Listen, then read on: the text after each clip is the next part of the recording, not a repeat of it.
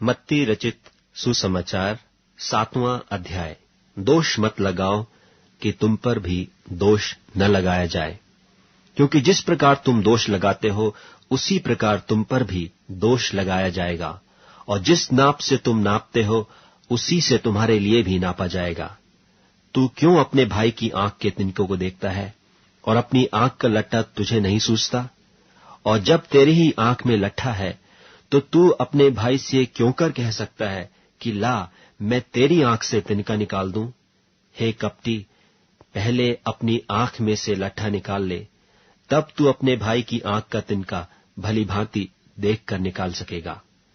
पवित्र वस्तु कुत्तों का न दो, और अपने मोती सुअरों के आगे मत डालो, ऐसा न हो कि वे उन्हें पांव तले रौंदें और पलटकर तुमको फाड़ डालें।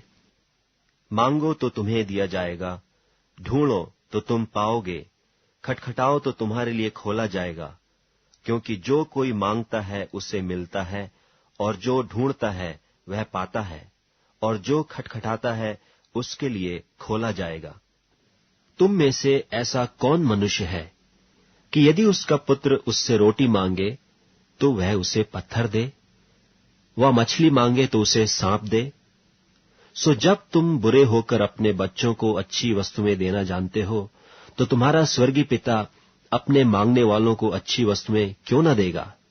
इस कारण जो कुछ तुम चाहते हो कि मनुष्य तुम्हारे साथ करे, तुम भी उनके साथ वैसा ही करो, क्योंकि व्यवस्था और भविष्यद्वक्ताओं की शिक्षा यही है। सकेत फाटक से प्रवेश करो, क्योंकि चौड़ा है वह फाटक और चाकल है वह मार्ग जो विनाश को पहुंचाता है, और बहुतेरे हैं जो उससे प्रवेश करते हैं।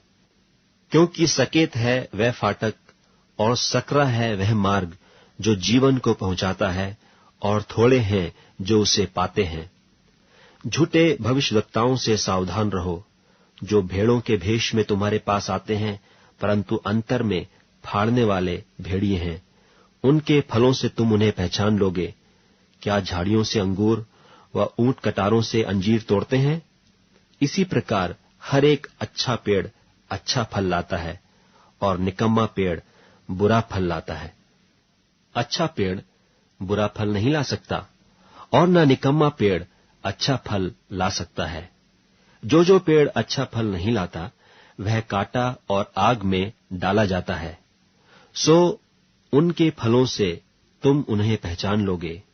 जो मुझसे हे प्रभु कहता है, उनमें से हर एक स्वर्ग के राज में प्रवेश न करेगा, परंतु वही जो मेरे स्वर्गीय पिता की इच्छा पर चलता है।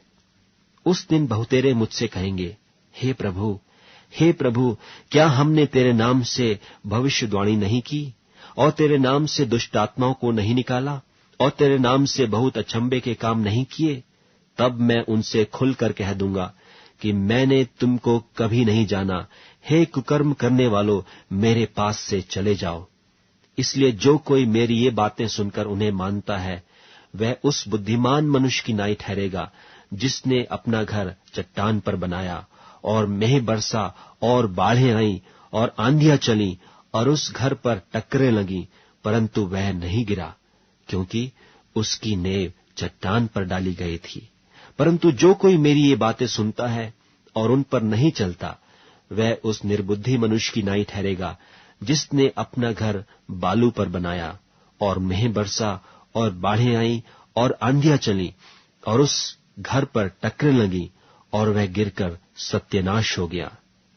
जब यीशु ये बातें कह चुका, तो ऐसा हुआ कि भीड़ उसके उपदेश से चकित हुई, क्योंकि वह उनके शास्त्रियों के समान नहीं, परंतु अधिकारी की नाई उन्हें उपदेश देता था।